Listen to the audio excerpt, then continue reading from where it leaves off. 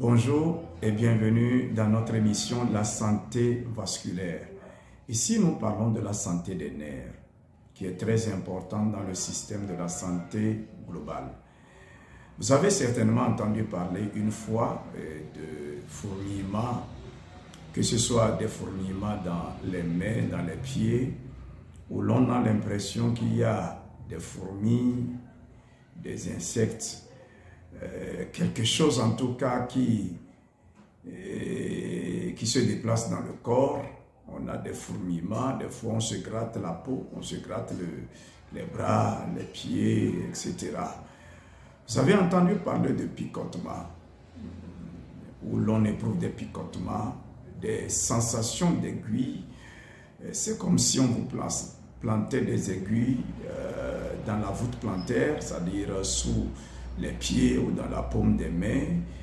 Vous avez entendu parler certainement d'engourdissement. On se lève, les bras sont engourdis, les mains sont engourdies, les pieds sont engourdis, on a les jambes lourdes, des sensations de brûlure, et des fois on a l'impression que le sol se dérobe sous nos pieds, on ne sent pas tellement nos pieds, on a l'impression de marcher sur du coton ou bien de porter des chaussettes, et des fois même ça va très loin où on perd carrément la sensibilité. Et certaines personnes, lorsque ils portent des tapettes et que les tapettes tombent, ils ne savent même pas, ils ne réalisent pas qu'ils ont perdu les tapettes, qu'ils marchent maintenant pieds nus, ils ne savent pas parce qu'ils ont perdu la sensibilité. Lorsqu'ils marchent sur des braises de feu, ils ne ressentent pas la douleur. Donc, vous avez peut-être entendu parler de tout cela, ou bien vous-même, vous vivez ces phénomènes. Et donc, si c'est le cas, je vous invite à suivre cette émission ou à partager ça avec un ami qui vit ces réalités, et vous lui aurez rendu un grand service. Et donc, nous sommes ensemble dans cette émission, La santé vasculaire, et je vous reviens dans quelques instants.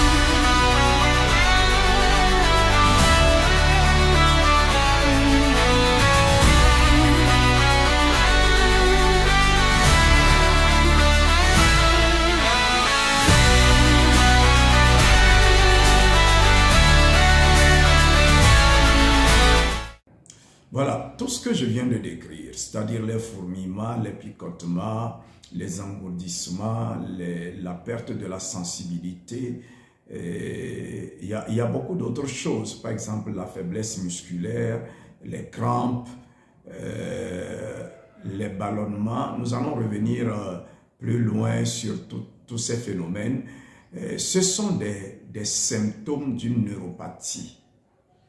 Ce sont des symptômes d'une neuropathie. Il y a certaines personnes qui peut-être négligent ces symptômes-là parce qu'ils ne comprennent pas que c'est des choses sérieuses, c'est des signaux que le corps est en train d'envoyer pour dire voilà, je souffre, j'ai tel problème.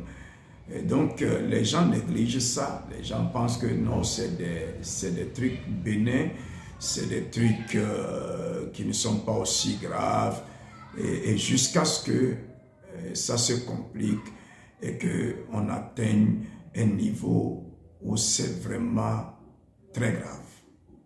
C'est quoi une neuropathie? Une neuropathie, c'est une atteinte des nerfs. Et dans cette émission, on va vous expliquer quelles sont les causes d'une neuropathie. Et dans une autre émission, on vous parlera de comment traiter les neuropathies. Voilà. Donc, une neuropathie, c'est une atteinte des nerfs qui provoque plusieurs symptômes, comme par exemple des fourmillements, des picotements, des faiblesses musculaires, des crampes, la perte de sensibilité de certains membres ou bien l'hypersensibilité. Ça peut être les deux extrêmes, c'est-à-dire que vous êtes hypersensible, un petit truc vous touche et puis c'est comme si on vous avait sonné le nerf. Donc c'est l'hypersensibilité. Ou carrément c'est la perte de la sensibilité. Vous ne ressentez plus le toucher au niveau de ce membre ou bien au niveau de cette extrémité. C'est une neuropathie, mais c'est une neuropathie périphérique. Donc, ces symptômes-là sont des signes d'une atteinte des nerfs périphériques. Et je voudrais expliquer ceci. Nous avons tous deux systèmes nerveux. Il y a le système nerveux central qui comprend le cerveau et la moelle épinière. Et il y a le système nerveux périphérique qui constitue dans le reste du câblage nerveux. C'est-à-dire, nous avons deux types de câblage nerveux dans l'organisme. Nous avons d'abord le câblage central, qui est le système nerveux central. Et en dehors de ça, nous avons maintenant le système nerveux périphérique. Donc, les conduits, les ordres, les informations circulent dans le système nerveux périphérique. Donc, nous avons ces deux systèmes nerveux et les deux systèmes nerveux se complètent et travaillent ensemble. Je vais vous donner un ou deux exemples. Supposons que maladroitement, vous avez touché un objet brûlant. Automatiquement, vous retirez votre main. Pour le commun des mortels, il ne comprend pas ce qui s'est passé. Mais dans la réalité, lorsque vous touchez un objet brûlant ou bien un objet pointu qui vous pique, qui vous transperce, automatiquement, il y a une information qui passe dans les nerfs périphériques pour remonter jusqu'au cerveau, à la moelle épinière et pour signaler le danger. Et donc, le cerveau donne l'ordre de retirer la main ou de retirer le pied qui a été transpercé par l'objet pointu. Et ce que nous sommes en train de dire, c'est dans quelques fractions de secondes. C'est automatique. L'information et la réception de l'ordre vont très vite. Ça va très vite. Au point où, si vous n'avez pas étudié un peu la science, vous ne comprendrez pas qu'il y a un traitement d'information et une réponse de la part du système nerveux central. Donc, les deux travaillent ensemble. Donc, nous avons le système nerveux central et le système nerveux périphérique. Donc, ce que nous sommes en train de dire, c'est-à-dire les symptômes que nous avons décrits tout à l'heure, à savoir les fourmillements, les picotements, etc., sont une atteinte des nerfs périphériques. Et nous allons voir quelles sont en général les causes de cette neuropathie. Nous avons dans cette atteinte des nerfs périphériques la mononeuropathie, c'est-à-dire que là, il s'agit d'un seul nerf qui est atteint. Nous avons aussi la polyneuropathie, c'est-à-dire que là, c'est plusieurs nerfs qui sont touchés, qui sont endommagés, qui sont en cause. Et donc, il y a cela. Et le praticien doit savoir qu'est-ce qui est en cause, quel nerf. Est-ce que c'est un seul nerf? Est-ce que c'est plusieurs nerfs? Je vous donne quelques exemples. Vous voyez par exemple dans le cadre de la sciatique. La sciatique, c'est une neuropathie, c'est le nerf sciatique qui sort de la moelle épinière est coincé entre les vertèbres. Et là, c'est une mononeuropathie parce que c'est un seul nerf qui est en cause, c'est le nerf sciatique. Nous avons par exemple le syndrome du canal carpien.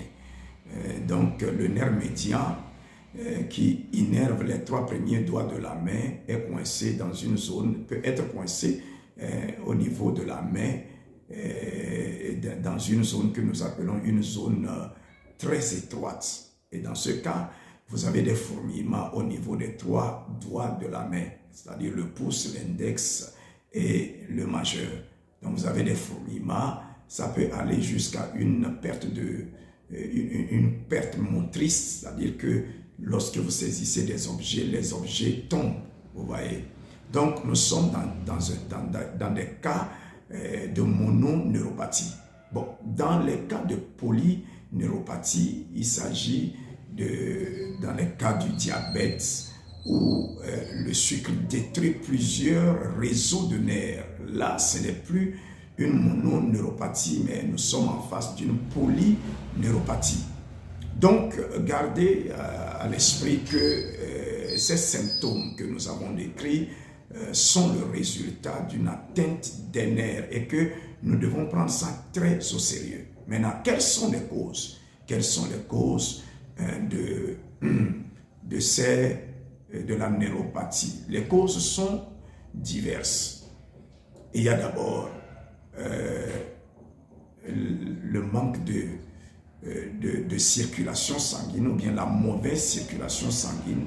Lorsque le sang n'atteint plus certaines zones, certaines extrémités du corps, alors ces extrémités-là commencent par mourir. Parce que vous savez, le sang transporte les nutriments, la vie, l'oxygène qui est indispensable, nécessaire aux cellules. Donc, lorsque le sang qui transporte toutes ces choses n'arrive pas à atteindre certaines extrémités du corps, parce que peut-être les vaisseaux sont bouchés, les nerfs sont bouchés, les nerfs sont fatigués. C'est le cas des gens qui sont très avancés en âge. Et donc là, les extrémités là commencent par éprouver des difficultés et présenter certains symptômes.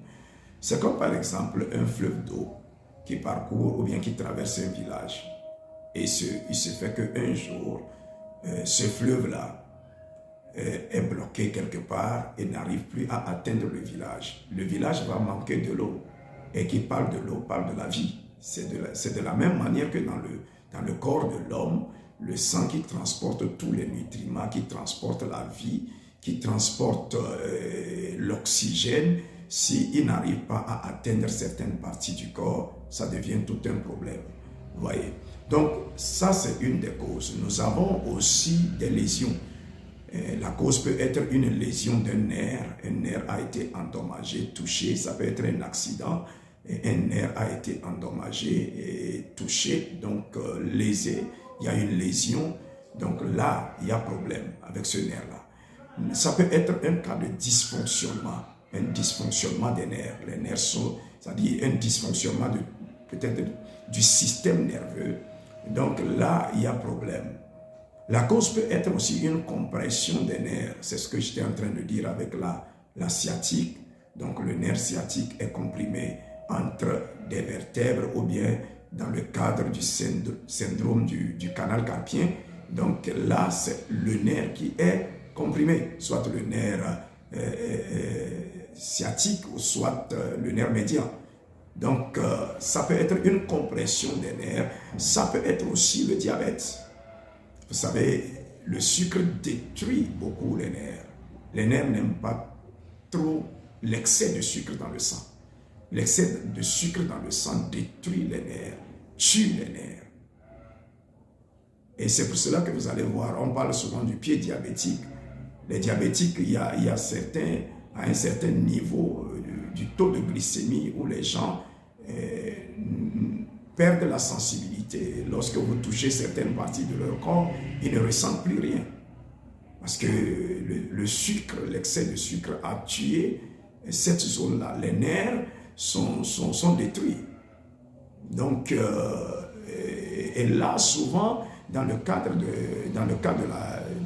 diabète, souvent il s'agit d'une polyneuropathie, c'est-à-dire plusieurs nerfs sont atteints. Plusieurs nerfs sont atteints. Donc, nous avons aussi l'abus de l'alcool. L'abus de l'alcool. Ceux-là qui abusent de l'alcool, qui boivent trop, qui sont devenus alcooliques. Déjà, quand vous voyez un alcoolique, même physiquement, vous savez que celui-ci, c'est un alcoolique. Donc, l'alcool et les nerfs ne font pas bon ménage. On ne parle pas de 2 verres de vin, peut-être une fois en passant.